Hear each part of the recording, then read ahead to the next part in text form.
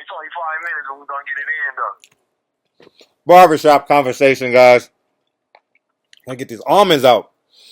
Feel free to hit the subscribe button. I got y'all been asking me about them. Hey, y'all got to get that rapper on. They call you the rapper. It's That's some of cool. my I take emails, it. and they was like, man, I want to listen to him speak. So I wanted to get his impression of what happened in Saturday night, Garcia Porter, and whatever else you want to talk about in boxing. Man, it was a lot. It was a lot of it was a big weekend. We saw Earl Spence come out his shell. Mm-hmm. I Yep. don't know who gave him some shots of Hennessy or whatever, but that was the Earl Spence I want to see more of, though. Mm-hmm.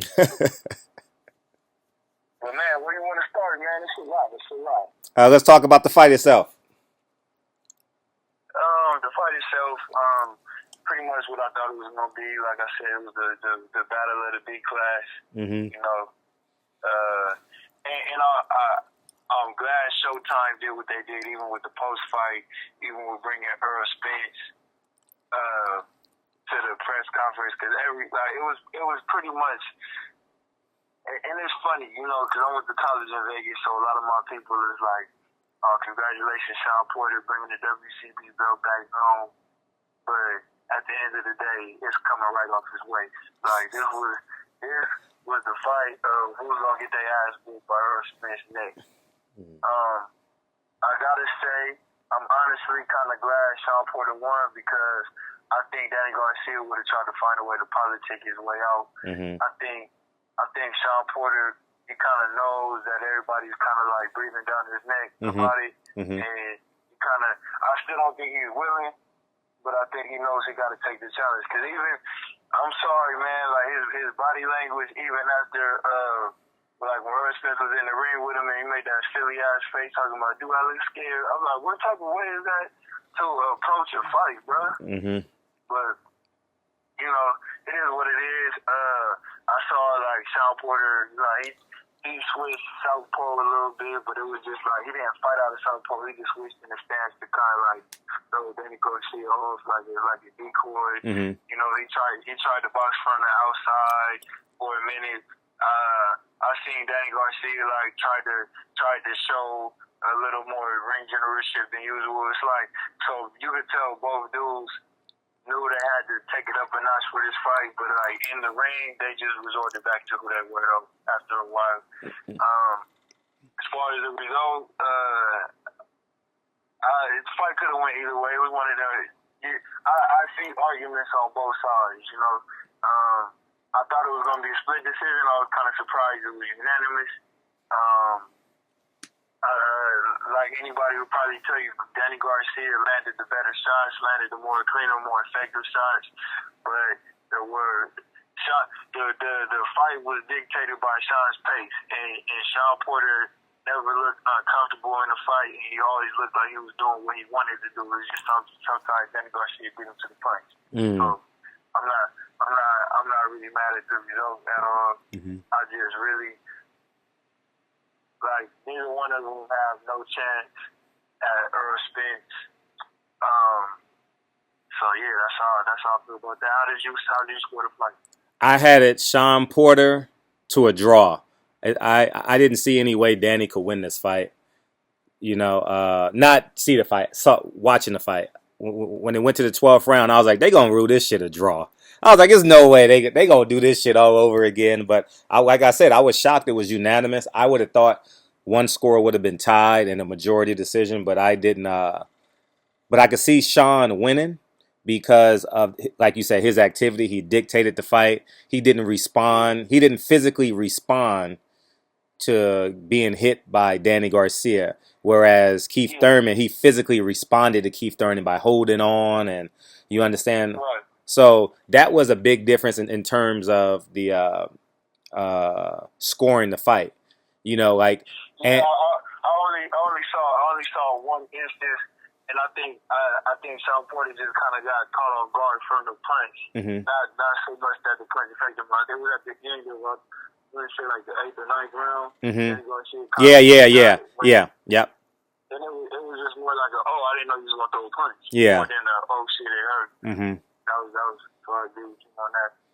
I saw a better athlete. I just did a video. I thought Sean just was a better athlete, and that was the difference in the Yeah, fight. You know, if yeah, it wasn't not neither one of them showed great boxing skills. Like, you know what I mean, in terms of ring generalship, backing, they were taking turns just doing what they. I mean, in terms of the footwork and backing people up. Sean in the early fight tried to be the matador, you know, and then he realized he was down. He was probably down 3 rounds, but more than likely it was two. I haven't looked at the official score sheet, but yeah. After 4 rounds, I had it 3-1 Danny I had winning. it 3-1 Danny too at the end. I had it 3-1 Danny as well. I had Danny winning. If that, maybe you give Sean, you definitely can't give him the first round. Maybe you give him the second round, but I thought Danny won the third round. So I don't know, but and I thought Sean was fighting too comfortable, too relaxed. He was in a countering position, which I thought wasn't his style. You know, I thought because Barry Hunter was in the corner, they went to Oh that. They went. man, I'm taking the words right out of your mouth, right? yeah. Yeah. I thought that would. I thought even before I was watching the fight unfold, like when they brought Barry Hunter in, I said, okay, they're gonna do the Lamont Peterson, but they're just gonna start sooner. Hmm. That's exactly what I assumed. And they did.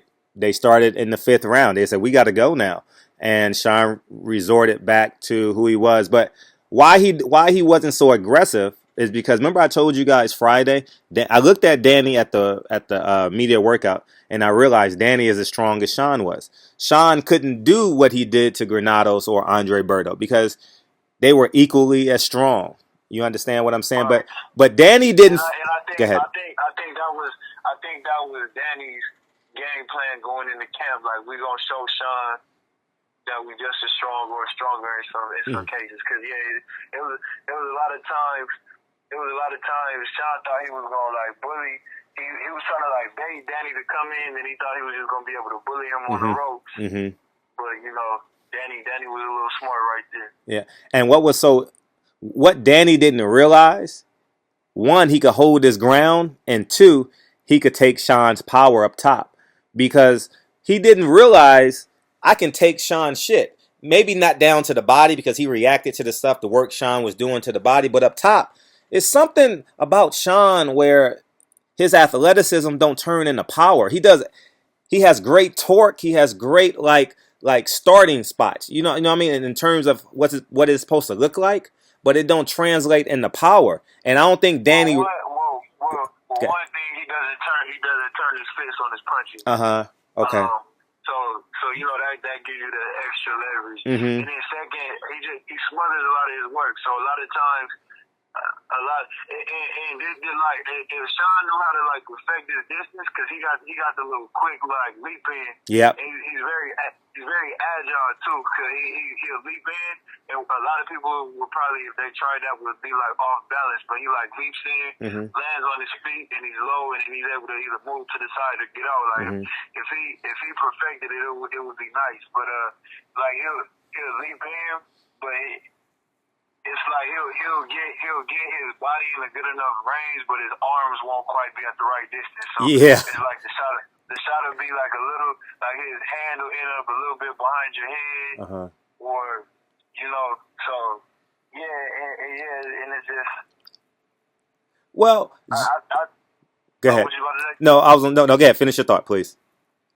I was just gonna say, and I think it's just not a lot of power on it too, because he's focused on getting there. He's focused on getting there, and then once he's there, being busy. And yeah, like his strength is being busy, and that's gonna be the problem against Earl Spence because he do 300 more punches, but he was in the 30s or the high 20s or something like that in terms of percentage connect, and his punch placement is what's gonna kill him. Literally kill him against an Earl Spence or a Terrence Crawford. These guys are. What's gonna kill him against Earl Spence is walking out the dressing room.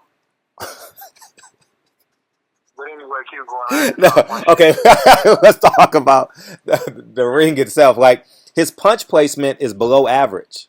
You understand? Like I wasn't watching this fight because around about the 6th or 7th round, I knew my bet was safe. I was like, okay, I'm gonna win this. I bet 500 to win 800. So I knew, and I bet $100 in the gym, so I won 900. So I knew Sean was going to win the fight based on the momentum. Sean grabbed the momentum and said, "Let's go." So about the 7th round, I knew where it was going. And around about the I gotta ask you real quick. Did they pay you in the gym? Because they didn't try to pay you one. Oh yeah, that Kovalev shit. He wasn't there today. You know. Yeah. It was a TKO. It wasn't a knockout. You know what I mean? It was. It was Jose wasn't there. He had to take his dad to a doctor's appointment, so he'll be there tomorrow. But thanks for reminding me. But yeah, they'll pay. They've been paying up of late. You know what I mean? They tried to do that. They tried to win on a technicality last time. But anyways, I just want the fans to know I've never lost a bet in that gym yet. So anyways, moving forward, I thought from the 7th round on, I realized I changed the opponent. I changed the goal. I was like, how can Sean Porter beat Errol Spence? And I said, he doesn't have the power, because we know Earl will take what you got when he's going towards the basket to dunk the ball. If I can make that analogy, it's nothing. It's nothing stopping him from getting to the X. And whether you throw your shit, whether you throw 2 of your shits, your right hook, your left hook, you got to come on top of him, because he's going to the bottom. He's gonna rip your shit to the ribs. And Sean missed his right hand. When I say Sean missed that overhand right about 7 or 8 times consecutively. Okay. Well, I'm talking about from round 7, when I knew my bet was safe, because I was anxious. No, I ain't gonna lie, I was anxious. I was like, oh shit, Danny won the first 3 of the 4 rounds. Oh shit, I'm gonna lose my money. But around about the 7th round, I knew Sean was gonna win, and I was trying to see the only way he can. Well, there's more than one way, but how I can see is he has to go over the top of Earl. He can't go body for body with Earl. It's not going to work. He got to go over the top and beat him to the hook. But he can't do that because in my opinion, he fired Larry Wade, and I think Larry Wade. I was wondering that. Yeah. So with that being said, Larry Wade is not in their corner. So I'm thinking, where is he going to generate the strength from? He's going to have to go up the snack in San Francisco. Like, I'm being real genuine, real G. In order for him to win, he's going to have to create strength. He's going to have to get in a strength and conditioning program for 6 months. And I've even told him last year, I told the Porters, I said, the goal is to beat Errol Spence. I think you can beat Danny Garcia. The goal is to beat Errol Spence. You need to be preparing for Errol Spence right now. And this was last year this time, before the Granados fight. I said, the goal is Errol Spence. You got to prepare to beat him. And the strength, he has the agility. He has the athleticism. You understand? He has all of that. He has everything in place. But he doesn't have the power to make Errol Spence say, hey, Coach James, he got more power than I thought. He does, and part 2 to that is his punch placement is below average by his percentages. See what I'm saying? So even if he lands a punch, Errol Spence knows it's not going to happen that frequent because he's not in position, and or like you say, he quite possibly smothers his work. So I don't see how Errol Spence can be deterred. And they've already done rounds together, and in terms of sparring, I haven't seen the footage, but I will see the footage soon. And I just don't know where Sean is going to have to be on a bicycle and pop shot Earl for 12 rounds. And it's not going to happen. I think Earl work catches up with you. You know what I mean? It's just an accumulation. Like Chris Algieri. Go ahead. Everybody wants to talk about. Well, I ain't gonna say everybody, but like like the England fans and people like that are on Terrence Crawford's side of the equation. They want to say Kell Brook was damaged goods already when he fought Spence. His eye, blah blah blah. But if you watch that fight, even the rounds that Kell Brook was winning early on, he was just depositing those body shots, and then it just wore him down. Like you was about to say, Chris Algieri from round 1, he was just wearing them down. And it's funny, but I was talking to one of my friends about it. Earl Spence doesn't even, like, a lot of times, other than the Chris Algieri fight and the Bundu fight, Earl Spence doesn't even get the chance to get the spectacular knockouts because his opponents are just wore down and done. He wears them down. Whew. Yeah, like if Kell Brook didn't quit in that fight, it was gonna be a spectacular knockout. Uh-huh. You know, but it's just like he just wears you down. Mm-hmm. If Lamont Peterson coach didn't quit, if Barry Hunter didn't quit, it was gonna be a spectacular knockout. Yeah. But it's just so much punishment. So I've always thought like, and Sean Porter is very strong-willed and he got a lot of heart and determination. I feel like Earl Spence is just gonna he's gonna wear him down for about a good 10, 11 rounds to Sean Porter, to the referees. Like, I can't see this anymore. Mm-hmm. Kind of like I look at it kind of.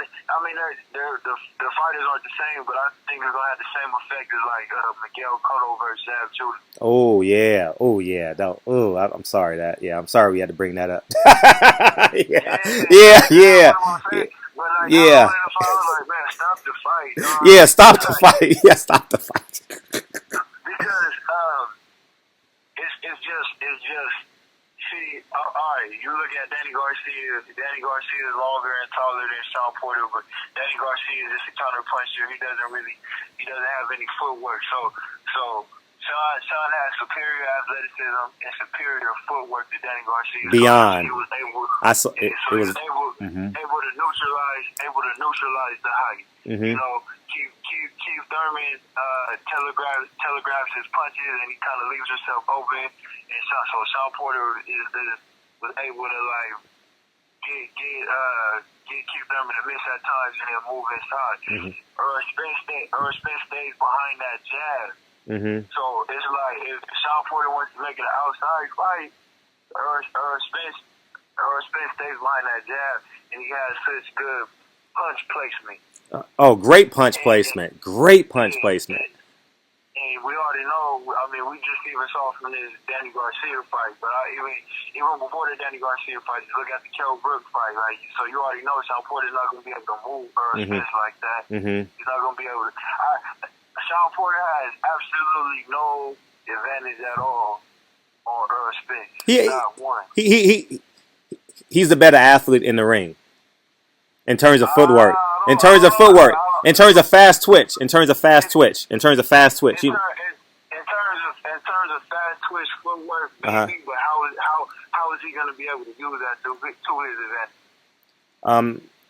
They're going to have to create a game plan. I don't think he can do it for 12 rounds. No fighter can move for 12 rounds.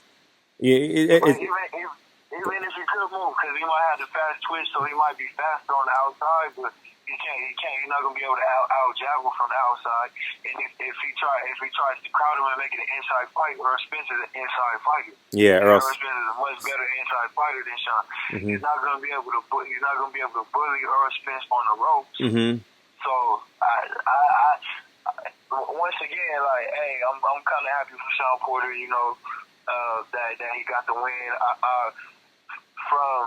From an actual fight standpoint, I probably would have rather preferred the Danny Garcia fight. Mm-hmm. But I just think Danny Garcia would have politicked his way around that fight for as long as he could. Yeah. So I'm kind of glad this will happen. And you know, I'm just like Kenny Porter for like a lot of the way that because actually, I ain't gonna lie, I don't like a lot of shit that Sean Porter does either. Like, like really, like it's like you could just tell like he's not really even though he's saying the Earl Spence fight is next is because he knows he's kind of been backed into that wall, but you can tell he don't really want that fight. Mm-hmm. Like he wanted the Keith Thurman fight. He wanted the Danny Garcia fight. He don't really want. I just don't see a desire. Mm-hmm. You know, so when I interviewed him, he wanted the fight, and because he's being interviewed by me, he doesn't really have to show compassion or anything. You get what I'm saying? Because there's a comfort level there. So the last time I interviewed him one-on-one, I believed that he wanted the fight. Now, what he said, see what bothered me is the only name you ever have to mention from this point forth is Earl Spence, who we don't know. I'm going to find out what happens in the fight, but the fans don't know as a whole what's going to happen at the business of boxing. So you can say publicly, I want Earl Spence, and then you can call Al Heyman and be like, Al, I don't want this fight. You get, and we'll never know. You get what I'm saying? So at the end of the day, it's just terrible PR 101. The only name that should come out of their mouth from this point forth is Earl Spence. That's it. I want Earl Spence. And my stump speech would have said, I want Earl Spence. We just got the deal with Fox Sports. I don't know the dates. I don't know what they're going to do, but I intend on fighting him in the first quarter next year. And then let the cards fall where they may. And then you can call Al and be like I just said, Al, can I fight him in November? I want to go fight Luis Collazo real quick. Well, not, but Ugas. Ugas will be the mandatory, right? Or Andre Berto or something. I don't know. I want to go get that 1.3. I just feel like even if that happens, is just if Sean Porter don't hop in the ring with Earl next, it's flat. Even if they put the mandatories up, the fans. Oh, I know. I know. You feel me? 1,000%. We don't want to see it because it's like, all right, we already gave the benefit of the doubt by you able to call yourself a two-time champion, even though nobody you feel me. So we gave you that. So give us what we want. You feel me? Because it's like nobody. And like I said, even though how many big time top level championship fights have you ever seen where they bring in another champion to the post-fight press conference? Not just the post-fight. I don't think no one got that. But me and the people who planned it. I think you just got it. That was intentional on their part. They wanted to back them into a corner and say, you either fight Earl Spence or die. No way in hell does he go to the ring and does his own press conference. You get what I'm saying? Like I said, you see the post fight in the ring stuff all the time. Yeah. But never the press conference. Mm-hmm. That's. You feel me? So and I know. Of course, he wasn't going to say nothing up there, but I know in the back of Sean Porter's mind, he feel like, damn, did I just get set up? Oh no! It was a complete. They completely set him up, and I knew he was going into the ring. I didn't know about the press conference. I didn't want to announce it because I knew since Friday I knew he was getting in the ring. But I just think that if they don't fight Earl Spence next, okay. I'm going to back up. From ESPN all the way down to my channel, I asked 10 people. They said 10 out of 10 media members said, and I'm not going to mention anything. Well, I mentioned one. But I'll just say this. They said Sean Porter, 10 out of 10. Sean Porter is just holding the belt for Earl Spence. Yeah, now, that's all it was. Uh-huh. Now, if he does... It was like when Bermaine Stavern and Chris Ariola. Oh yeah, Chris Ariola fought. Yeah. And we all knew Deontay was mandatory. It's like, all right, we enjoy this. No, in the media area, and part two. I don't know if you saw the video. I cut it up. It's like a 2-minute video. You can tell how they're asking questions to Earl Spence. To Earl Spence. Are you tired of people ducking you? Well, if you can't get the Sean Porter fight, so the media members are actually literally just frustrated with this whole thing. Like, if you don't get in the ring and fight this guy, see, they're gonna hustle backwards and it's going to fail. The Porters are going to say, well, we're going to go around Earl Spence, but they don't know if they lose the Earl Spence, they still got the Keith Thurman fight. You see what I'm saying? They still got the rematch with Danny Garcia. Yeah. I was about to say they still got the Keith Thurman fight. They can go fight Ugas for the mandatory spot again. Yeah. Like. But if they don't fight Earl Spence next, Sean Porter will not be able to sell memorabilia at a high rate when he's done. The respect will be complete. You see where I'm going with this? Like it's just. We've all been telling you this. Well, I was doing the solid. I was 50. I had 1 foot in and 1 foot out. I was doing the solid. But at the end of the day, if this, like you would tell me this, you're right. if they don't fight him next, everybody in media will turn on Sean, and it's gonna hurt because he's character-wise, he's a great kid. Like, He's good.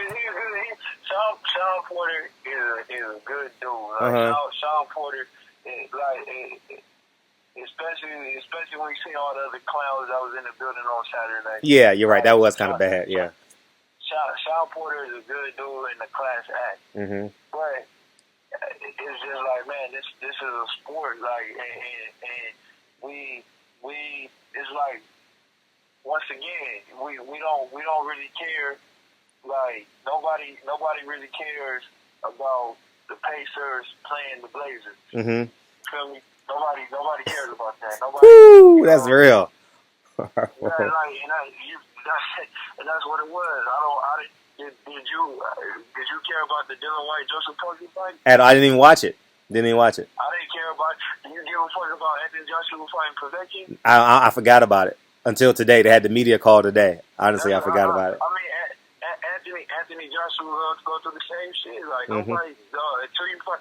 And see, Deontay gets a little bit of the pass because he follows Ortiz. Because we know you want to fight Joshua, so it's like, do what you do. Same thing with Earl. It's like, Earl, we know you want these fights. Do what you do. But Anthony Joshua, Sean Porter, y'all are backed into these corners. You're right. And it's like, I'm listening. Nothing you do matters. And so if Sean Porter could build up on a two-time champion, 3-4 defenses in the WBC title, no, it don't matter. We're not. So you could probably fool like the. And Ernst Spence made a great point in a post-fight press conference. He said nobody really knows Sean Porter outside of hardcore boxing fans, which is true. So it's like Sean Porter doesn't even have that casual audience that he could lie. I don't want to say lie to, but that he could sell his image to. He doesn't even have that audience. So the audience that Sean Porter does have, we all know the real. So there's no way to parade that around. And go ahead. I'm sorry. You can't sell it nothing but a Earl Spence fight. No, you're right. And part two to that is Sean Porter and his opponent sells tickets. Sean Porter alone doesn't sell tickets. And if you got people for 6 weeks telling people not to go watch Sean Porter Ugas, the networks aren't going to buy it. Trust me, the networks are not going to buy Sean Porter versus Ugas. Showtime can't afford that. They can't afford that. It's like I told you. It's like I told you the last couple of times. Kenny and Sean, they just. Matter of fact, we weren't even on the phone. We was just chopping it up. Kenny and Shalon, Kenny and Sean have a diluted idea of who they are. I mean, like I said, just take a look back. This fight, he was B-side, and once again, the prestige of this fight was, we were watching this to see who was going to get their ass whooped by Earl Spence. Let's be real. That's why everybody was tuned into this fight. His last fight was an undercard fight. It was the A side of an undercard fight. Then the fight before that, he was the B side against Andre Berto. He was the B in 2017. Not 5 years ago. In 2017, he was the B side against Andre Berto in a Dutch fight. In a fight where people remember the undercard fight, which was Jamel Charlo knocking out Hadley. People talked about that fight. People did not. The Sean Porter Andre Berto fight was a bomb. So that's just 2017. 2016, one fight against Keith Thurman, a fight that he lost and was the B side. 2015, he fought on an Andre Berto undercard, and then he headlined as the B side against Adrian Broner, who was a clown. 2014, he fought on a Bernard Hopkins undercard against Paulie Malignaggi, which is hilarious.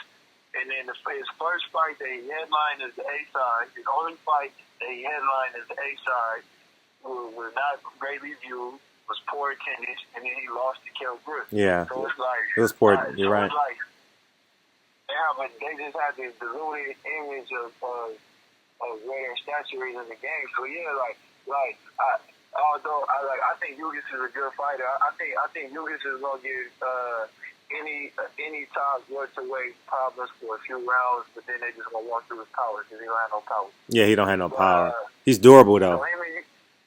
So it's like either you want to defend your WBC title on major undercards or fight Earl Spence, because like I said, he's not big where he's from. He's not big in Cleveland, so he's not gonna fill up an arena in Cleveland. He don't have the name celebrity status for Vegas or Barclays Center. Like he's not gonna sell out. He's not gonna pack out Barclays Center and fight Yugas. No. No one's gonna buy that fight. That would be an undercard fight. That wouldn't be a main event fight. That would be an undercard, like a Deontay Wilder undercard. Yeah, absolutely right. So once again, he's stuck. No, he's stuck. He's stuck between a rock and a hard place. He is genuinely stuck. And realistically, it's not being stuck between a rock and a hard place because they had Berto and Granados last year. So at the end of the day, they got 2 good fights, 2 great paydays, and now it's time to step up. You know, so Danny Garcia was. Danny Garcia. Go ahead. You got 2 fights, 2 good paydays last year, and you got a belt. Woo! What a year! What a year! And we gave you a belt. Yeah. Yeah. We gave you a vacant belt. So it's like. Yeah, word gonna spread that if he don't fight, they're gonna start labeling him the paper champion, and I hate for that to happen to a kid like Sean because he's built the right way. You understand what I'm saying? Like, yeah. He built the right way. He got the right character. I think a lot of the slack that he gets is kind of like Danny Garcia. Like a lot of the slack that he gets because his dad rubbed people the wrong way. Yeah, his dad rubbed people the wrong, and that's the key. Yeah, you're right. But that and his fighting style, a lot of people don't like the way he fights. Like a lot of people like his heart, but a lot of people aren't really aesthetically pleased with the way Sean Porter fights. He should stay there though, because realistically, if he fights Errol Spence, he has 2 big paydays after that. He can always retire on a Carol Brook rematch, at 54. You get what I'm saying? They'll be old. They'll be 33, 34. They probably can't make 47 anymore. Go fight in London. Yeah, go fight in London. Go fight. Yeah. That'll be a pay-per-view in London. Yeah, that'll be a pay-per-view over there. They'll build that up as the rematch. You know what I mean? Get a sanctioning body to give a medal or something or a belt or something like that, whatever the case may be, and it'll be a good fight. And like Brandon Rios and Ortiz, they know that that's their last swan song, so they don't want to fight each other yet. They're like, hell no, we ain't fighting. We can always come back to this fight. That's the only way we can get $1 million. Yeah. So I think that's what it is. But they're gonna have to make the right business moves. If they don't, let me tell you something. In January, February, when they announce Sean Porter is not, if he doesn't fight, because they're getting the dates this week. From what I hear from PBC, they're getting all the 8 dates, and from the Fox, they're doing all the dates because because at the Barclay, they got basketball, they got concerts. I don't know if they have hockey there or anything like that, but they got to nail down the dates for the year. Right. So from what I heard, Friday, Saturday, I was talking to them, and they said this week they're going to iron out the dates, and they're going to make they're going to make some big announcement this week. But I'm going to give them 10 days. I'm going to give them 2 weeks. But they said by Friday they should be making another announcement in terms of the dates because they want to start in the first date that they're going to start is December. I don't know what day that is in December, but they're going to start in December, and maybe they'll attach that to the replay of the pay-per-view, or maybe they'll use it to promote the pay-per-view. I don't know which side, the pay-per-view side in December it's going to be on. So, but because this is it. Keith Thurman has been out, so that fight is off the table. Once again, his fight with Danny Garcia, it was a close fight, but it wasn't a close elite fight. So nobody wants. It's like nobody wants to see that immediate rematch. Andre Berto, that's one of the mandatory. Nobody in hell wants to see that fight. Yep. Julius doesn't draw any type of demand, so he has no Earth space or nothing. It's literally. and I think, and once again, that's just me with my common knowledge. But honestly, if Showtime definitely feels that same way too, because I can't name one fight where I ever seen somebody delegate a whole post-fight press conference to a champion that didn't fight. It wasn't like that was a title eliminator for Earl Spence's title. Yeah, You feel me? yeah. I was gonna do a video on that too. I was gonna do a video about how they sandbagged the Porters, and I don't even think they realized it. They sandbagged them because they got the first soundbite. They're coming in, they're getting the leftovers. Like it's Friday after Thanksgiving. Like it's like, nah, nigga, you didn't get this turkey. Like it's like, right. They got the leftovers, and then even the fact that Broner and Tank they made the post fight press conference entertaining. So it's like when they left, they took all the energy out the room. And then the cold part about it, when Shawn Porter was up there, Earl Spence came back. Yeah, he did. He did, and sat next to Lou DiBello, which is odd. Like usually they say we're gonna pay respects to the champion. Like it's all. I'm telling you, verbatim. I know that Shawn Porter, Earl Spence will be on the table. I don't know if it's gonna be on Fox. I'm not privy to that information, but I know when I say I was working from Wednesday till fucking 7 a.m. till I landed on the plane, I swear to you, everybody knew I was sitting in the fucking hotel lobby, talking to people, getting interviews. I didn't even go to my hotel room till like 2 o'clock every night, just sitting in the hotel lobby, just talking to people, getting information. I swear to God to you. And they told me, you can probably tell by the times I uploaded the videos, and by I had enough information, I could put the pieces together by the 4 people that I've had, and they said Earl Spence, Shawn Porter will be a fight early next year. I swear by the 3 or 4 people that I spoke to, I put it together. And if they don't fight, I would assume the Porters pulled out the fight, because I know that fight is in the works on the network. So, but if they don't take this fight, I don't know who's going to defend. I don't know. Like, I mean, you was already damn near the only person defending them. Yeah, I was the only one, but that won't happen. I tell you what, I did a solid, and I wish I could, man. But we just gonna leave it at that. We gonna leave it at that. Man. We gonna leave it at that. It's gonna be a time. It's gonna be a time and place. It's gonna be a time and place for that conversation. I'm your dog, man. It's gonna be a time and place for that, and when that time is ready, I'll be glad to share it. But for now, we'll just leave it as is. And but if you don't, man, I don't know. It's nowhere they can go. And see, the respect factor is fighting Earl Spence. See, if I'm like in my head, I'm thinking to myself, if I lose to Earl Spence, I can still go get the WBA title. Yeah, all he has to do is put up a great fight. Like for instance, I think Shawn will put up a great fight against anybody, win or lose. I agree because he just got the heart. Yeah, he does. I feel that Robert Easter stock raised by fighting Mikey Garcia. Big time. You know, even it's funny. Miguel Cotto was even a superstar in his own right. His stock raised after he lost to Floyd. Big time. Luis Ortiz is the greatest example. I told him he's the second most popular.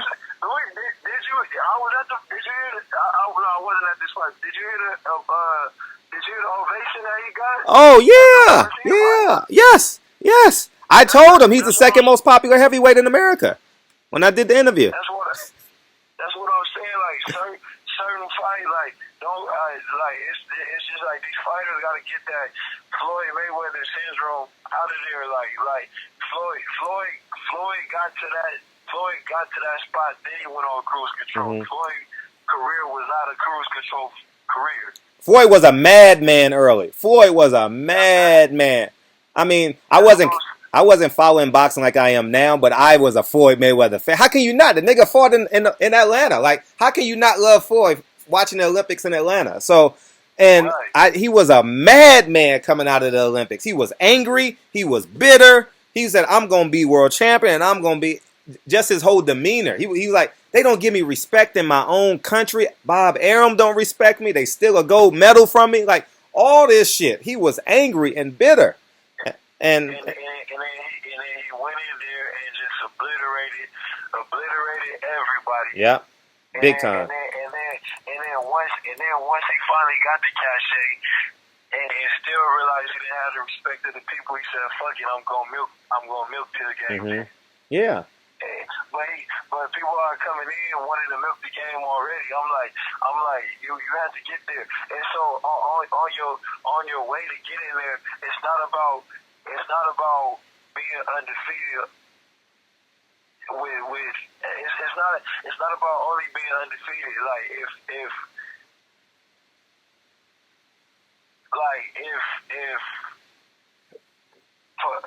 for instance, it's just so many people I could think of, but it's but Luis Ortiz, that's the best example right there. He put up a great fight. Nobody, people, when they were marching in the fight, they were marching him as the boogeyman. A lot of people hadn't seen his fights. He came there, he got knocked down in the fifth, got back up, did his shit with Deontay. Everybody saw the skills and the technique the whole fight, and then they saw Deontay dig deeper prevail. Mm-hmm. So both of their stocks rise. Yeah. Right. And I watched that fight, I swear. I don't know who was sitting next to me. I said, I don't know how Deontay Wilder beat this man. I'm sitting there watching Luis Ortiz. I was rooting 100%, 1,000% with Wilder till death do us part. And I'm looking at this fight. I says, how did he beat this man? He slips punches, he counters. What heavyweight slips a punch and counters like that? Like naturally. You slip a punch then because you can see the shit coming in the second half of the fight, but in the first couple of rounds, you slipping and lurking and slipping and lurking. He fights almost like a 35 pounder. Yeah, when I saw him fight live, I think that's maybe the second time I've seen him fight live. I'm uncertain of that, but I got so much more respect for him. Look, he knocked the dude out so bad that he was mad that he got hit by the punch because it was so technically efficient. He's like, how the fuck did I get hit with that shit? He was so mad. But Luis Ortiz is the truth, and we in America, we love and appreciate him now. And if Bud Crawford and Earl Spence fight, and it's a great fight, and it's a back and forth fight, and at the end we on the edge of our seats, and one man hand is raised, both of their stocks are gonna rise through the roof. I mean, Sean Porter's stock rise after the Thurman fight. He got the cheers. He did. Thurman got the boos. Yeah, you're right. I was there. With family in hand, I was there. Yeah. So it's like, man, I just if these fighters just took that approach, because even just look at what's going on in the middleweight division. The middleweight division is looking like a great division right now. Mm-hmm. There's not, you got. I kind of fell off of Demetrius Andrade because I just don't like some of his antics, but I just watched some of his fights last week. I was like, this motherfucker got skills. Super skill. How he slips punches and shit. How he throws that left and slips the counter. Oh yeah, that shit's beautiful. Yeah. He could beat Charlo, and Charlo could beat him, and he could beat you. They could beat each other, but it's that we need those fights to happen. Yeah, we need those fights to happen. Right. Mm. We need these fights to happen. 2017 was such a fire ass year. Yeah. And then this year got off to such a good start, and then it just kind of went down. Yeah. Like I said, the only reason I had any excitement for this fight on Saturday is because I appreciate Showtime for making it about Earl Spence. Yeah. Oh, it was all about, and I'm glad you caught it. I was like, damn, this is the Earl Spence show. I was literally thinking that the whole time. And you want to keep it real? A percentage of the media followed Earl Spence out. And I followed Earl Spence out because I knew I was gonna get sound bites because, I know Tank and Broner, they always love. It's basically a show now between me, Broner, and Tank. It's a show that everyone on YouTube wanted to see. So I know when I got them two motherfuckers together, I know I'm gonna get some. I know they gonna say something that y'all gonna say, "Oh, he's disrespecting Fred." Oh, he's this. But I'm like, it's a show. What the fuck? Y'all want to see it, so I'm gonna give it to y'all. You know what I mean? Y'all gonna click, like you said. If I had Broner the title, niggas want to watch it. So I followed them out. I wasn't even there for the press conference, and then I came back in, and then Earl Spence is there. I'm like, oh shit, I thought you left. so go figure that. So it was go ahead. That's what I'm saying. Like it was that's so I commend Showtime for that. Even though some people would like I know Sean Porter and Danny Garcia themselves probably found that offensive, but I'm like that's what position y'all was in, and so even somehow even Danny Garcia down where don't have nowhere to go either because it's not like you got dominated in this fight. Mm-hmm. So it's like if Sean Porter don't want to take the fight, then Danny Garcia need to step up to the plate and fight Earl Spence because it's like where's she gonna go? Yeah, if Danny Garcia takes this fight, Sean Porter's respect in the streets is mud. Like it's like you either. It's nowhere you can go, man. You either get down or lay down, and it's time. And I heard something about he's gonna fight once a year. That once a year got to be Earl Spence if you're gonna fight once a year. Hey, who are you to fight once a year? Well, that's what Kenny Porter said. Kenny Porter said that they're gonna fight once a year this summer. Delusional. Delusional. Sean Porter is easily forgettable. No, like everybody was at your fight to see who was gonna fight Earl. Nobody was at your fight for you. Mm-hmm. So we only gonna fight once a year. If Floyd fight once a year, the whole world is anticipating, waiting for it to happen. Mm-hmm. Nobody's anticipating Sean Porter. No, you're right. No one is. No one's anticipating, but. And I'm gonna keep it real. They're probably the only fighter right now that can only fight once a year is probably Canelo and maybe Anthony Joshua in the UK. Them is the only fighters that can really get away with only fighting once a year. Now you may have a point. There. Earl Spence ain't even there yet. For real. Yeah. Man, what? Damn. Man, that's literally like you said. The biggest mistake he made is walking out the dressing room. The biggest mistake Sean Porter gonna make is walking out that dressing room. It's over. He's down 11 rounds walking to the ring. Damn. So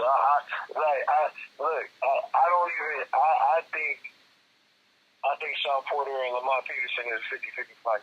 Sean Porter, Lamont Peterson, they'll never fight though. Yeah, I know.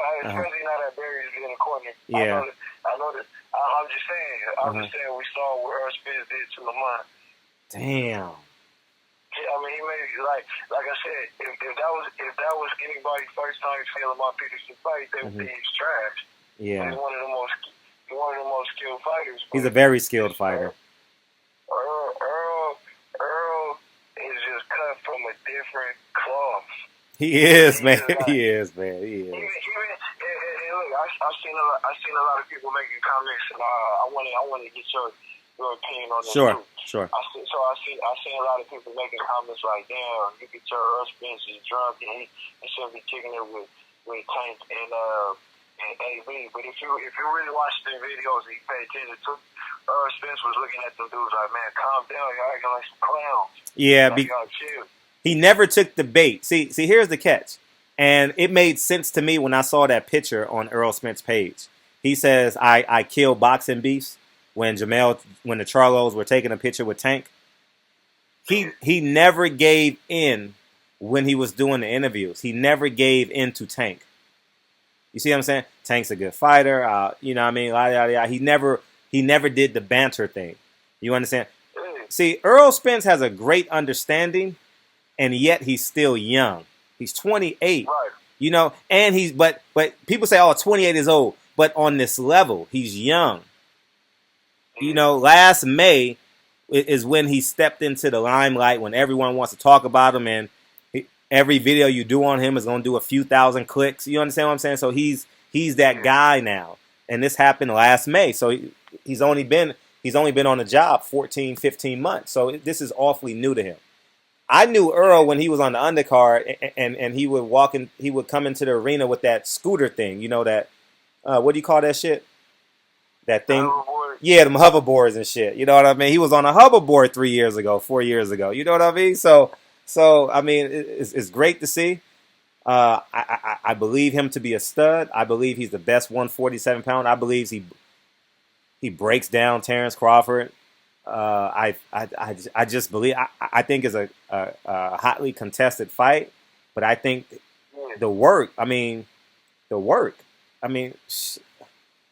like he's cut from a different cloth. He is. He cut from a different cloth, and I feel like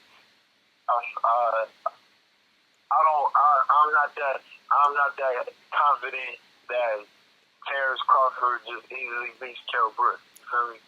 And so I say that to say, even though the fight was close, I didn't have one doubt in my mind that Errol Spence was gonna beat Kell Brook. I didn't doubt it neither. I knew it was gonna get broken down. And like I said, I just think I'm on the phone. Errol What'd you Spence say? got that. I'm great. Go ahead, Ty. That's Lincoln coming in. I just think Errol Spence got that. And like I said, I pay attention to everything. So it's like I said, I've been telling people that Adrian Broner is a clown for years. Mm-hmm. All right. So if you talking about just picture Floyd, like and boxers could be cool or whatever, and blah blah blah. And Errol Spence is like cool with these dudes and let these dudes hang around him. But if you just really pay attention to him, he be looking at them all the time, like, yeah, all y'all under me though. Mm-hmm. Like, oh yeah, yeah. So it's like, look at Adrian Broner. You talking about somebody who said anybody can get it, and I'll fight anybody. I'm the best. I'm taking over boxing. No fighter that really feel that way would ever submit to another boxer near their weight class. Mm-hmm. Gotcha. You feel me? I'm listening. Yeah, you making sense. Picture Floyd and Zab Judah in '98. Mm-hmm. Buddy like that at press conferences. And Floyd gassing up Zab Judah. You think that's gonna happen? Never. No. Never. You feel me? Uh-huh. So it's like I said. I mean, picture you think Kobe Bryant was gonna be all buddy with T Mac and Vince Carter in 2002? You're right. No, you the best. Hell no. So it's like. Shit. Hey. Remember when Tracy McGrady dunked? The very next play, that motherfucker went baseline and hammered that shit, Kobe. Remember that shit? That's Kobe being Bryant. That's Kobe being Bryant. Yeah, you're right. That's what I'm saying. So I just like I said, Earl, I feel like he allows, the Tanks, Robert Easter, the Charlos. I feel like he allows them to be around them, but at the end of the day, he's looking like, as long as all y'all know I'm better than all y'all. Mm-hmm. You feel me? Mm-hmm. Like he don't really put them on the same level with them. Mm-hmm. And because I was a little worried about it, like when I started watching, when I see it, and they was all like kicking in the back, and I'm like, hey, come on, Earl. But then I really paid attention. Mm-hmm. And Earl was looking at these dudes like, man, y'all retarded. Like it's like y'all entertain me right now. Like I'm laughing y'all entertain me right now. I'm laughing at y'all at the same time. Mm. Wow. And so I said, so what's your take on Bo Mack and Terrence Crawford and all of that? See what Bo Mack was trying to do was sun him. Like when you walk to the pencil sharpener in grade school, nigga, my shoes cost more than yours. My outfit, I got on FUBU. Well, FUBU was hot when I was a little kid. I got. Yeah. I was looking at myself walking to the pencil sharpener. So FUBU, all that shit. That's what he was doing. And I told Bo Mack, I hit him on Instagram. I said, you're more than welcome to come on my platform and talk, but I think the things you said was house Negroish. I think it was just despicable. I think publicly you cannot call out a black man when you work for a white man. You know, on that level, in this realm. You get what I'm saying? Bob Arum signs everything, has to sign off on everything that you do, and will give you a $3 million advance because he knows you're going to fight Errol Spence, and you only get a small percentage of that pay-per-views. The same thing with Manny Pacquiao, Floyd Mayweather will be the same thing that happens with. I mean, and the thing about it is, and not even just Floyd Mayweather, but look at everybody that's ever left top rank while they still had good leverage. Miguel Cotto, Mikey Garcia, Oscar De La Hoya. It's like Floyd Mayweather. Shows you, huh? Floyd Mayweather. Yeah, well, I said not just Floyd Mayweather. Oh, not just Floyd. Okay, thank you. Because you know he just for the sake of the argument, because you know Floyd Mayweather is a polarizing figure. Mm-hmm. But Oscar De La Hoya, Mikey Garcia, and Miguel Cotto, it's like they once they realized that their name was making Bob Arum so much money, mm-hmm. but they weren't reaping the benefits mm-hmm. of it. And then Bob Arum, Bob Arum tries to pigeonhole him and say, "Oh, you can't do this, you can't do that. Mm-hmm. The reason you're only getting this is because you only generate that." Mm-hmm. But then you got so many examples of people that were able to leave mm-hmm. that and succeed far beyond that. Like it just baffled me, even going back a few years, that Tim Bradley kept me signing over there, mm-hmm. and that Terrence Crawford. I didn't know that his contract was up, but it's just awkward to me that he signed over there, and then for Bomac to be like, "You working paycheck to paycheck, you getting guaranteed." Oh. It's like, Terrence Crawford would have broke free and went independent, he was gonna he was gonna make way more. Way more. $3 million. He was gonna make way more, and still be in control of his destiny, and it's still that much quicker into getting the bigger fights. Like even if he would have moved over to PBC and then jumped straight into the Spence fight, blah blah blah, he could have still fought on the same level of competition like he's about to fight with Jose Benavidez. Like he could have fought like a Jesse Ward or something like that. But it's just the fact that now you're gonna have these other PBC fighters at the fight. Mm-hmm. You're gonna have Showtime behind it, so it's just gonna be that talk. So because now people watching Terrence Crawford, but in the back of their mind, it's like, but we already know he's not about to fight Spence. None of these dudes because of the politics. Yeah. So it's like you're not even watching with the same type of vested interest. Mm-hmm. Yeah, like you're right. If I'd have known that Danny Garcia and Sean Porter was about to fight this fight, and I could make whatever move I want to make after, and blah blah blah, and that was the tone. Mm-hmm. And they weren't telling me like we'll fight Spence next, I wouldn't have watched the fight. Mm-hmm. The only vested interest I have in watching this fight is because I think you're gonna fight Spence next. Mm-hmm. So Terrence Crawford, David Benavidez, like if that Saturday evening something else comes up, mm-hmm. I might just fuck around and watch something else because there's no vested interest in me watching Terrence Crawford next. Because you get through Jose Benavidez, who the fuck are you gonna fight next? Some Russian. Some Russian. I don't know his name. They gotta create him. They gotta go in the lab and create him. I don't know who he's gonna fight. That's what I'm saying. So it's like what is like I said, like even though everybody knew Errol Spence was gonna blow a Campbell out the water, it's like you got all the momentum. We know dude is a ducky right now, so we behind you. Yeah. So we still gonna watch your fight. I told Earl out of my mouth. I said, Earl, I didn't make any money. I didn't make any money that time. I'm talking to Earl because I think we're at dinner or sharing some potatoes. Not sharing, but we're eating and talking. I said, Earl, I didn't make any money when I went down to Dallas. I said I had a great time. I had great Southern hospitality. But the reason why I went to Dallas is because I want to be a part of something special. I want to say in 10 years from now, I covered the Sugar Ray Leonard of my generation. I didn't use his name. I said I want to use Earl Spence. I said when you take over the sport of boxing, me and my son are gonna sit down and say, I covered this kid from the jump, from the beginning, you know, and I helped this profile. And he was like, for real? He said, for real? I said, yeah, for real. I didn't make any money. I was negative. On that trip, I was negative. So you know, I just think that Errol Spence is got the keys to the Lamborghini, and if he plays it right, he's going to be a big deal in America. He's hopefully worldwide. He's going to be a big deal, and then like you said, you like once again, and not that you don't even have to use Floyd Mayweather as the example because he's an enigma. Mm-hmm. But if I'm Terrence Crawford, I'm looking at what Al Heyman was able to do for Andre Berto when his roster was just Floyd and Berto. Mm-hmm. He made Berto a big factor, and you know Terrence Crawford knows he's 10 times better than Berto. Mm. So it's like you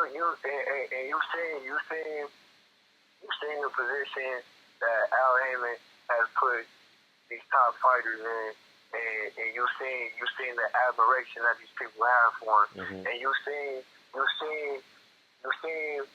Bob Arum create these stars, and then it all ends bitterly. Mm-hmm. They want. You see Manny Pacquiao suing these dudes now. Manny Pacquiao feels like he's just being milked and thrown to the like he's being used up by Bob Arum, and he's generated money that he'll never even see a fifth of a percentage of. Mm. You feel me? Mikey Garcia saw that. That's where it was headed.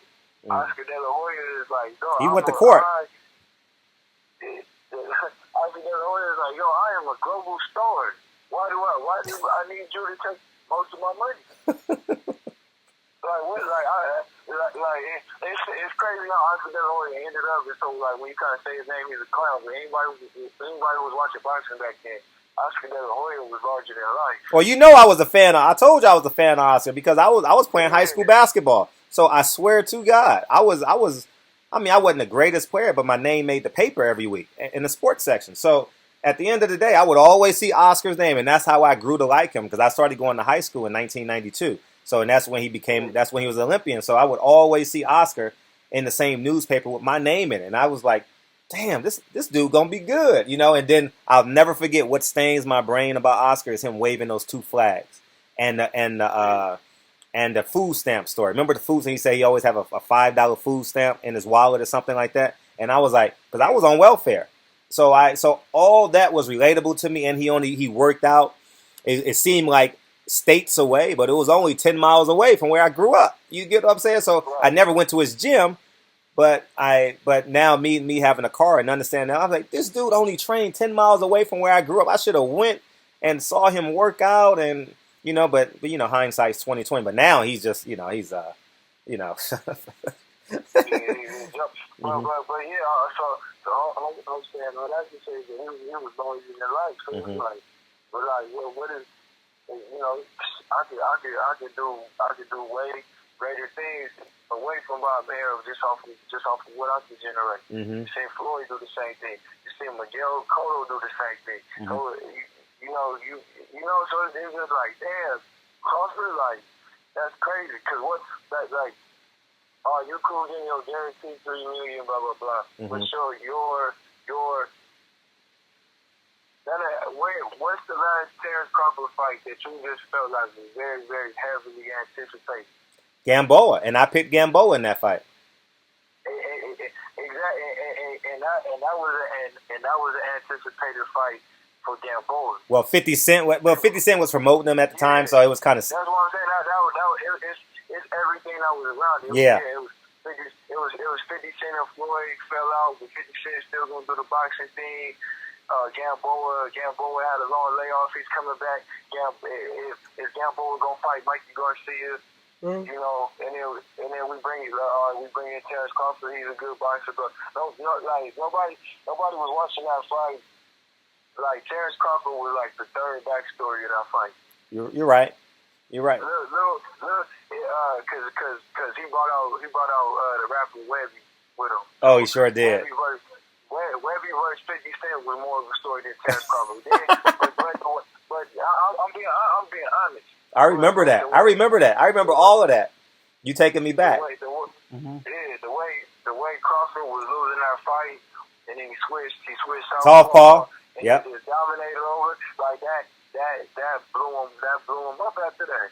But He ain't fought no one since. Ricky Burns. yeah. You know.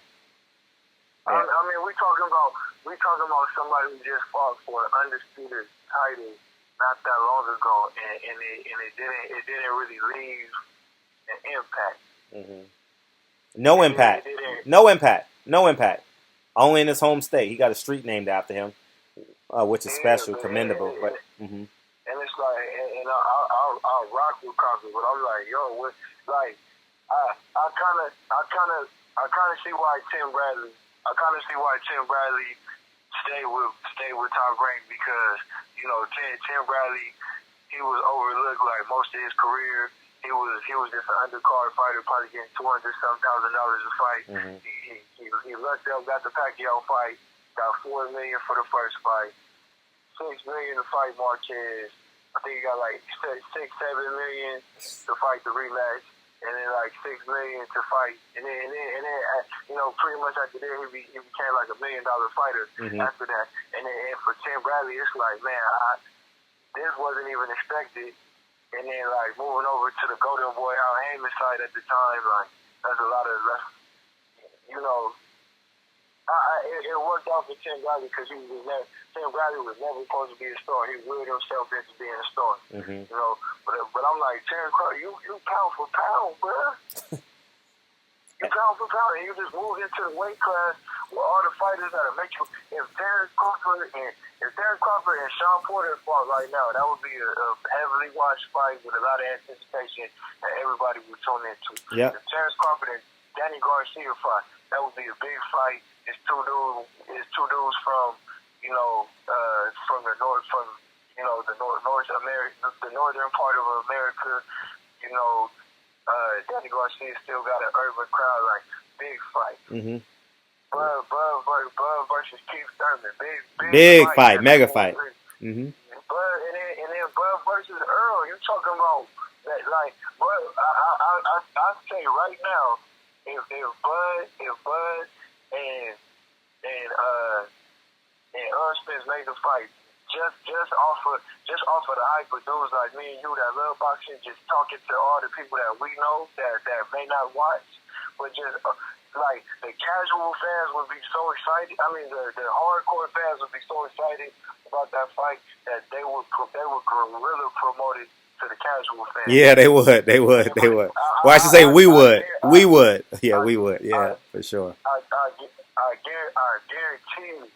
I guarantee you, I say this with the utmost confidence, especially with the social media age, and then you talk like how much of the hip hop generation that would be into the Crawford and Earl Spence fight, talking about it on Instagram and mm-hmm. blah blah blah, and then with the money put behind it for advertisement, that fight would do over $1 million right now.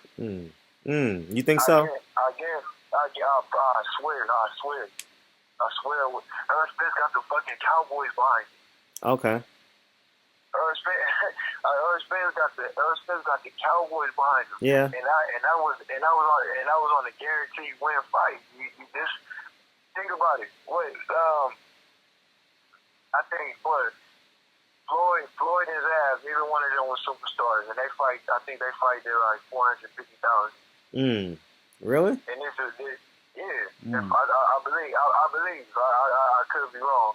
I know definitely though. I know that because, like I said, that fight was in 2006, my freshman year at UNLV, at the UNLV Thomas and Mack. Mm-hmm. So, and like T.I. was one of the hottest rappers around at the time, and he was all out there. Usher was out there, and like everybody was out there like that. Zab Judah and Floyd Mayweather was a huge urban fight, and you gotta remember that was with Zab Judah coming off a loss. Yeah.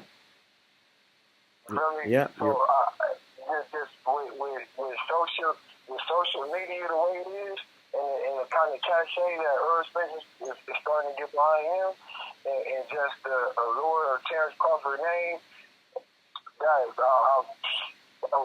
fight, I feel like that fight would do $1 million now, and definitely $1 million if Terrence Crawford went over here, and if Terrence Crawford came to PBC and built the brand on Showtime with Errol Spence at the fights, Keith Thurman at the fights, face-offs, getting in the ring.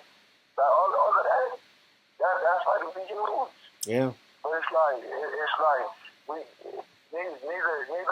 neither one of them are superstars enough for the general public to wait like Pacquiao and Mayweather.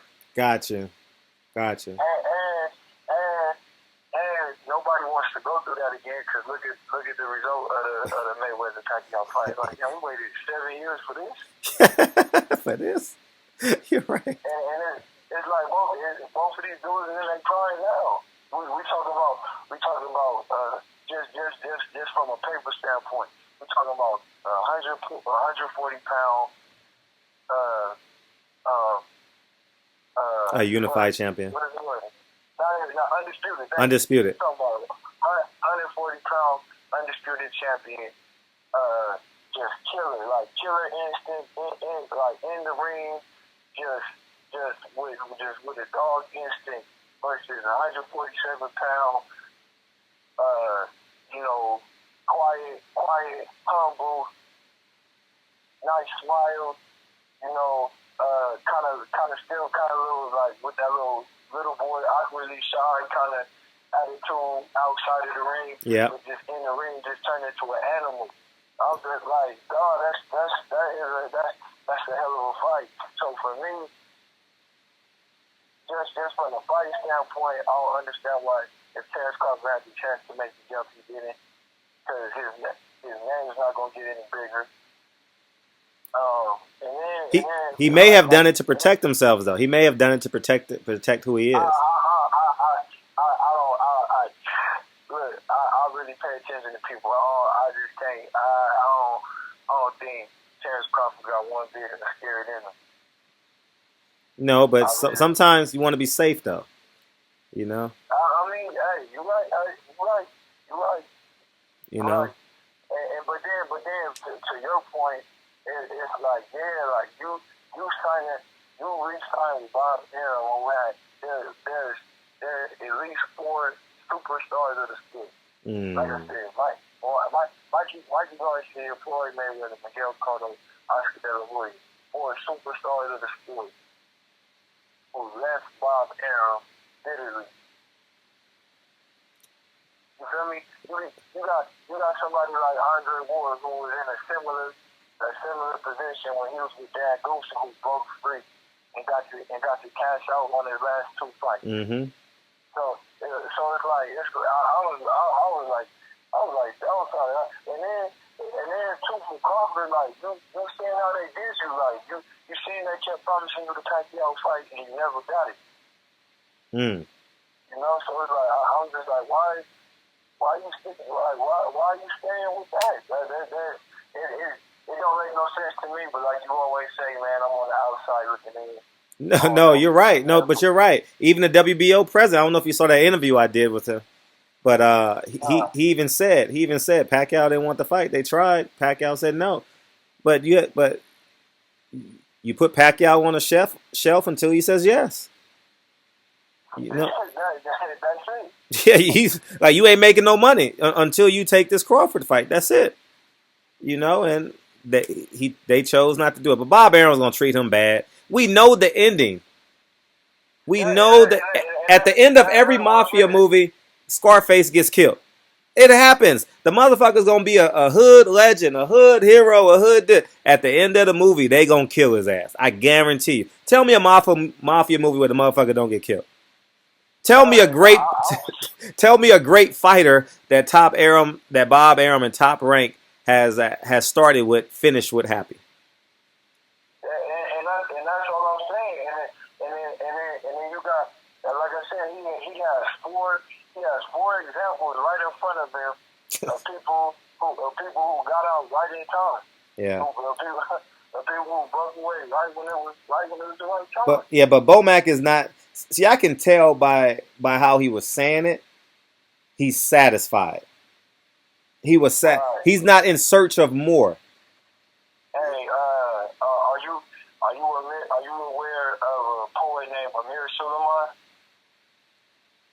A poet? Yeah. No, go ahead. No, what did he say? So, well, he got this poem I like called "Dead Man Walking," Okay. and he said something is like it's something I keep turning in my mind. He said some niggas is cool with being slaves as long as master's friendly. As long as master's what? Friendly. Oh my God. Yeah. And that, and that, I mean, and that pretty much summarizes that right Mm-hmm. there. It's like you know what? Hey, look, we get this guaranteed 3 meals, no matter what. Well, you know, we can just chill. Or, cause I'm like, what I don't get, about like Eddie Hearn and all these other people are saying about, you know, PBC fights. I don't get how they don't understand what the Al Haymon blueprint is from what he did with Floyd and what he's implementing into these new fighters. So I don't know how they don't understand. Okay, I'm still gonna give you this purse based off of what the TV networks give y'all. But what we're gonna do is give you guys promotional companies. So you guys are gonna get a percentage of ticket sales. You guys are gonna get a percentage of the gate. You guys are gonna get a percentage of the merchandise. You very, I don't. So it's like. But you forgot one major key though. They're not signed to anybody. If you go fight for Al Haymon, you're not signed to him. Although, I mean, there's certain things that he could do if he chose to, but I haven't yet to see him do that. He can flex his power and shut down any stadium in America where you can't have a place to fight or anything like that. But at the end of the day, you're not signed to Al Haymon, a contract. He just gives you an option, a greater option for longevity. And I just can't. If I'm a great fighter now, if I am Lorenzo Simpson, right? I don't know who he's signed with or he's turned pro yet. If I'm him, I'm like, shit, I'm going to start my career with Al Haymon because I have nothing binding. Like I may have to, I'll sign an advisor's fee and I don't know if that's through perpetuity or it's a 5-year deal, a 10-year deal. I don't understand. I don't know. But I'll say this. But I'm still free to walk away and go to Bob Arum if it don't work out. Right. And then my whole thing is just like, hey,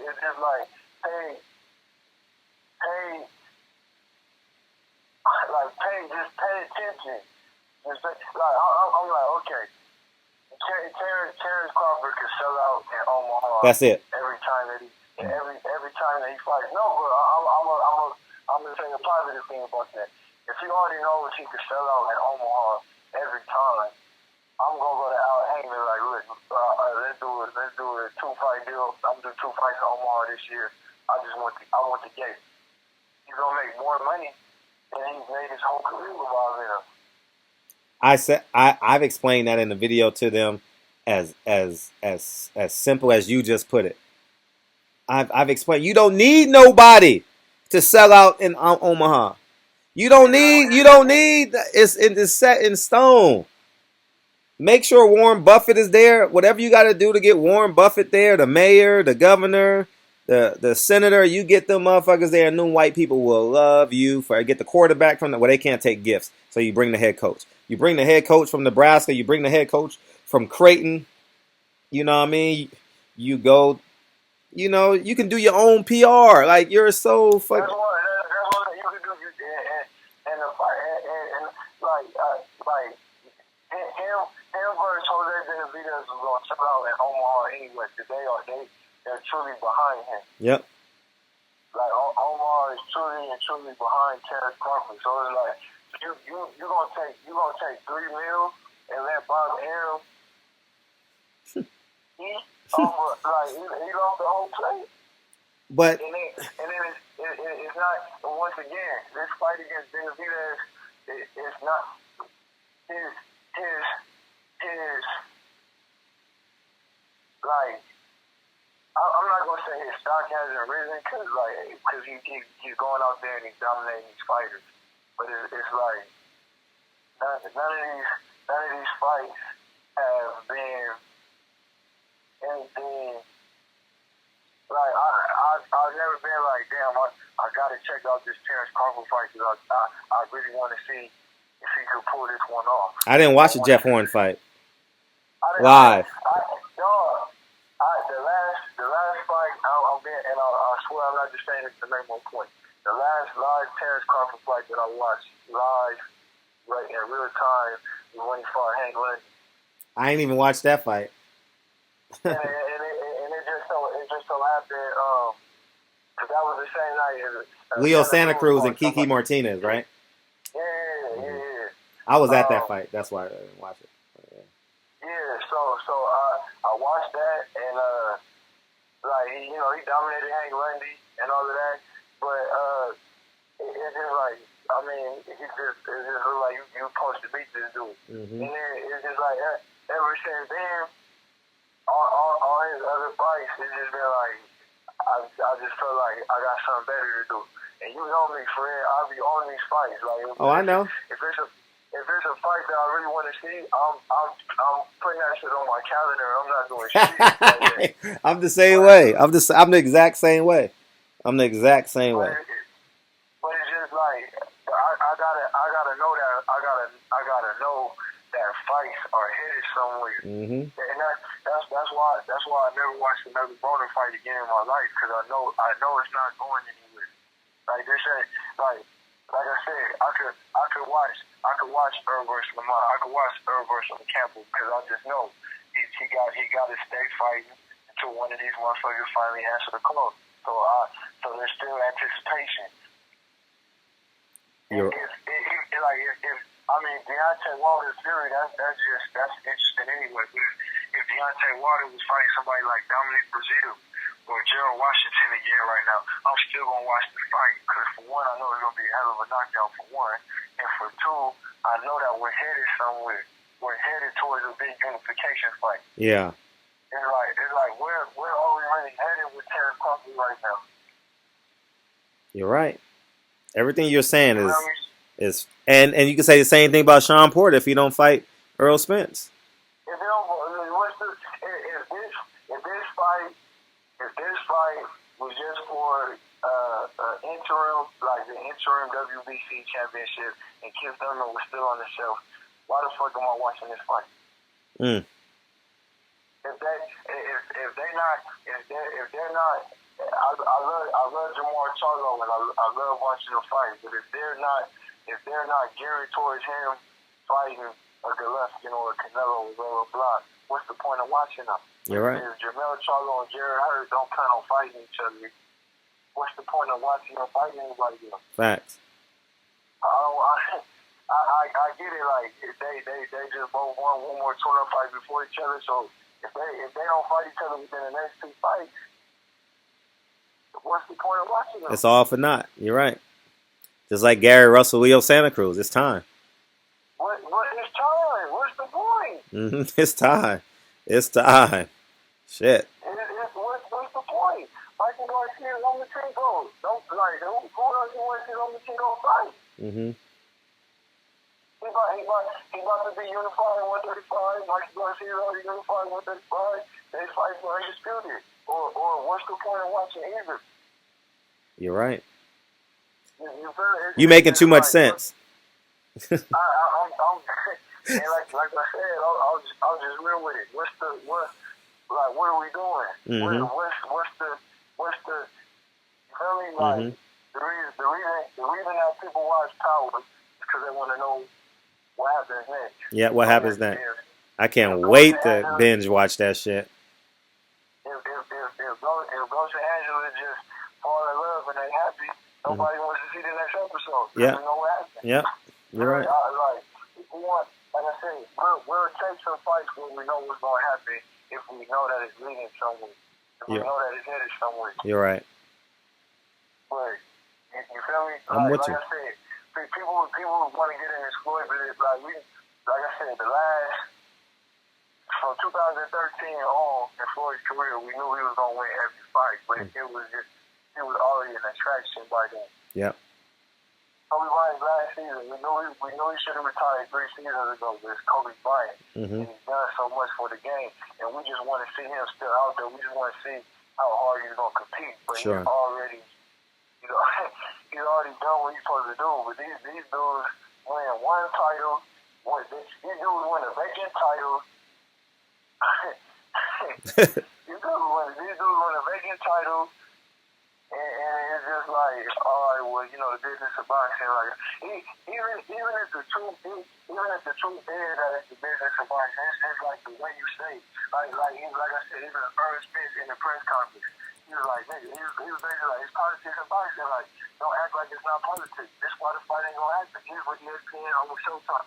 So like, even if politics is the answer, it's just like the way you say it, because it's either.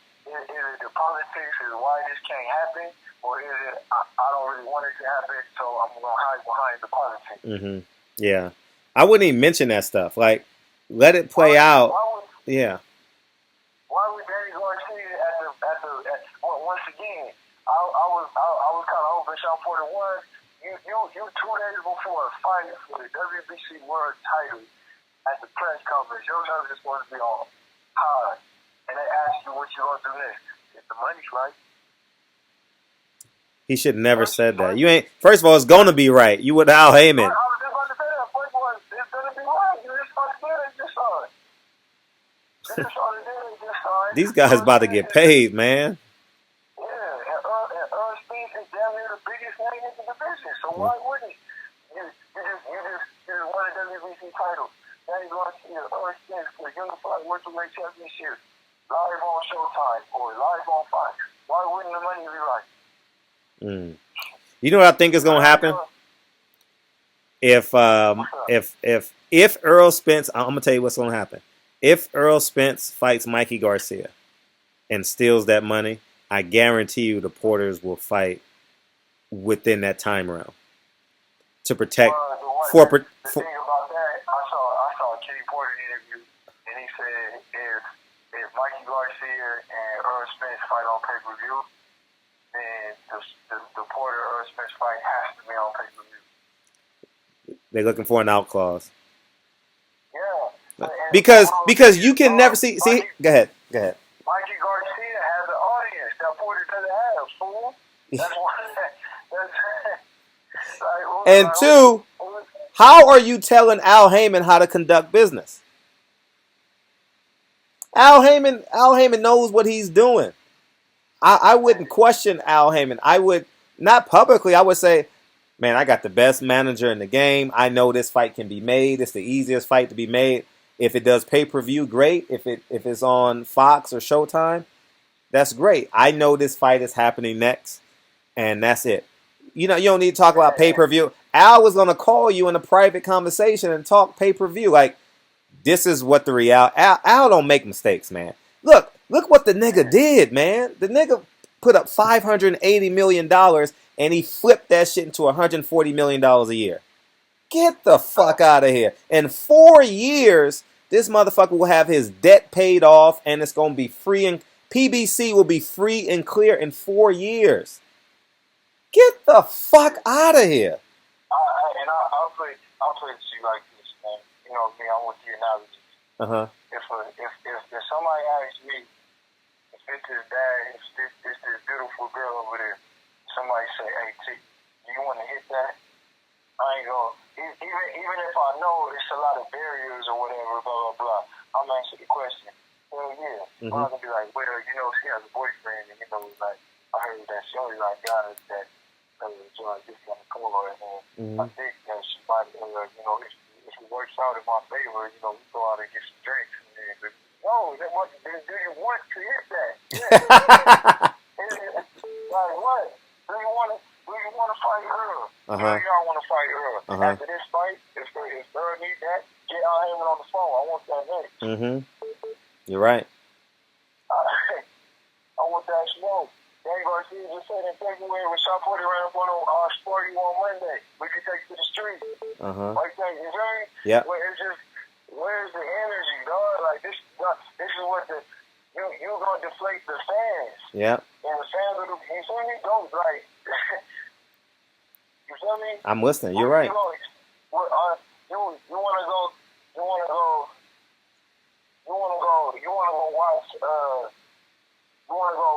watch watch two people play in the finals, that's are you gonna spend $1,500 on some courtside seats to go watch two people in the finals? That's like, oh, basketball is cool. Got a lot of other investments that I'm focusing on now. It's like, what? You don't even care. I don't want to watch. Yeah, you're right. You're making too much sense. So it's just weird, man. But we gonna get what we can out of this. I really like, and really, it's so crazy because Shawn Porter one of like the classiest dudes, but him and Danny Garcia, because it was whoever won, they just got set up. They got set up. I was gonna do a video on that. I'm definitely gonna give you credit for it, though. I was gonna do a video on that, but I was like, how come no one realizes that Shawn Porter was set up? How come no one realized it? I'm like, as soon as I saw Earl Spence at the press conference, I'm like, hold the fuck up. This is a setup. This is a setup. At the press conference, and by the time Shawn Porter got on the stage, motherfuckers had no more questions to ask. we knew all the answers. We knew all the answers. So, but we'll see, man. Hopefully they make the right. Man, hopefully Shawn Porter makes the right. You know what? At the end of the day, Kenny Porter needs to stop talking, and Shawn Porter needs to do all the talking. Well, that's not gonna happen. It's not gonna happen. It's not. No. It's not gonna happen. But at the end of the day, Shawn Porter needs to say, "This is what's happening with my career." Well, I mean, this is what's happening with my career. This is who I'm fighting. This is who I'm negotiating with. End of discussion. Like, for example, I give the example. Kenny Porter says, well, Shawn is going to retire as ex. Shawn Porter says, well, I had no idea he said that. Right, and that's what I'm saying. You see what I'm saying? And how are you respecting fans? And once again, it's just that Floyd Mayweather effect. Mm-hmm. Floyd Mayweather already turned us into crackheads. So it's like Floyd. If Floyd saying he's gonna retire, it's like, no, Floyd, don't. He's already in our minds like that. Yeah. If we talking about Shawn Porter might retire anyway, it's like, what am I supposed to do? He already got his mind out the sport. Yeah. Yeah. Like even Andre Ward, I'm glad he retired when he did, because his body language and everything was already kind of letting it be known, like he. Yeah. I can see what you're saying. Yeah. Danny Garcia had one foot out the game after the Robert Guerrero fight. Yep. Yep.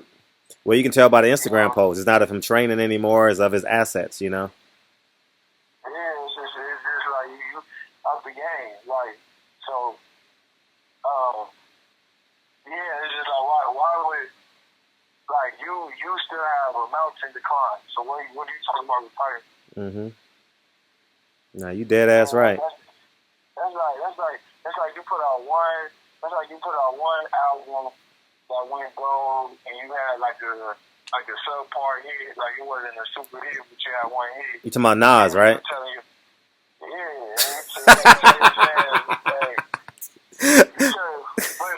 But it's your first album, and you tell your fans like, second album, man, I'm thinking about getting out the game. It's like, what?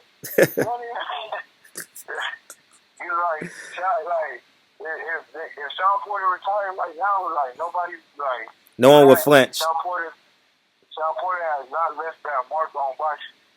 No, and he would miss his.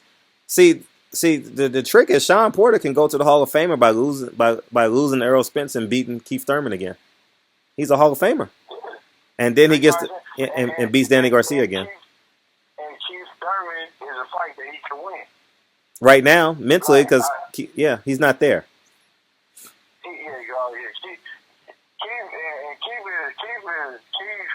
And it's sad because he's from my mom's hometown. He's just like, and I'm not going to knock the injury, but once again, you can't come in the game talking about, I want to fight everybody. You better not dust me, son. Floyd don't want to challenge himself, so he should retire. Get out the game. Give up the belts if you don't want to fight. But then you like once again, and we taking words out of Keith Thurman's mouth. All right, so Keith Thurman never won the WBA Super World title. Well, Kenny Porter said the same thing. Kenny Porter said the same thing about Floyd. He won't fight anybody young, black, young in their prime. So same thing. Yeah, but Keith Thurman got elevated to the WBA champion after Floyd retired, so he got officially won it. Then he beat Danny Garcia for the WBC title, and Keith Thurman was always the one complaining that these dudes are fighting true welterweights. These dudes fight people that moved up. Blah blah blah. So it's his best win. And his two best wins are Robert Guerrero. His three best wins are Robert Guerrero, Sean Porter, Danny Garcia. Robert Guerrero started off at 126. Danny Garcia started off at 150. So there goes your welterweight argument right there. And then your win versus Sean Porter was a close fight. I feel like Keith Thurman definitely won, but it could have went either way.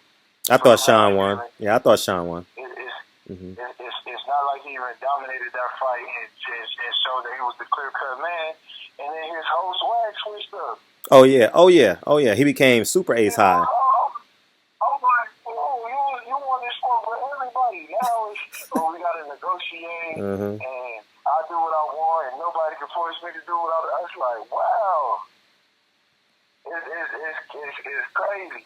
Nah, you right. And then that goes to Terrence Crawford. So for Terrence Crawford to be here,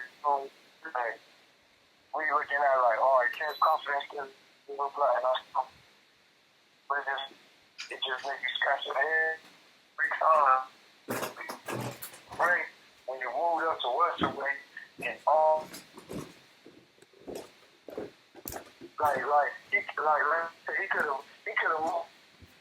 He could have moved over. He could even have fought Jose Benavidez. That's just gonna fight you out because they got beat. So it's always gonna be a savage ass beating. Move over to PBC, fight like a Andre Berto or something like that. Just to get your feet wet on Showtime, have other boxers there, and fight one a level higher than that in the big showdown with Spence. And you are a bona fide star, and you carved your name in people's memories. And you could go around making money off of that fight for the rest of your life. Yeah. You paying you just to talk about the fight. No, you're right. I'm just looking like do people not think about that shit no more? They don't, man. And like I said, Shane Mosley didn't conduct his business correctly. But if Shane Mosley had conducted his business correctly, like Shane Mosley could go anywhere and still like Mike Tyson, Roy Jones Jr., like these dudes are staples. No, you're right. So I don't get it, man. But anyway, man. Yeah, we done gave it. We done gave. Hey, give me a title. A title for this one? Yeah, give me a title.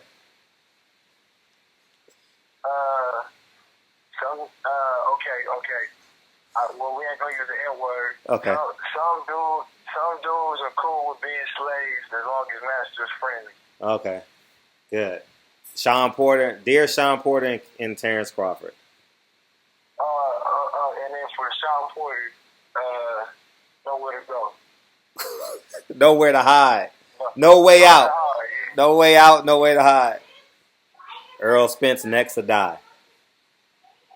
I can't put die in the title. They'll flag it. Shout out to everybody in the barbershop conversation world. Hey, man. They gonna be happy, man. They gonna be happy that you, man. I'm tired. I swear I get 2 or 3 emails about you a month. I ain't lying. Matter of fact, I'm gonna start screenshotting them and sending them to you for real. My next one. Just to give you some inspiration that day. They gonna be happy to hear you stop to finish Sean Porter. They gonna be like, finally, dreams come true.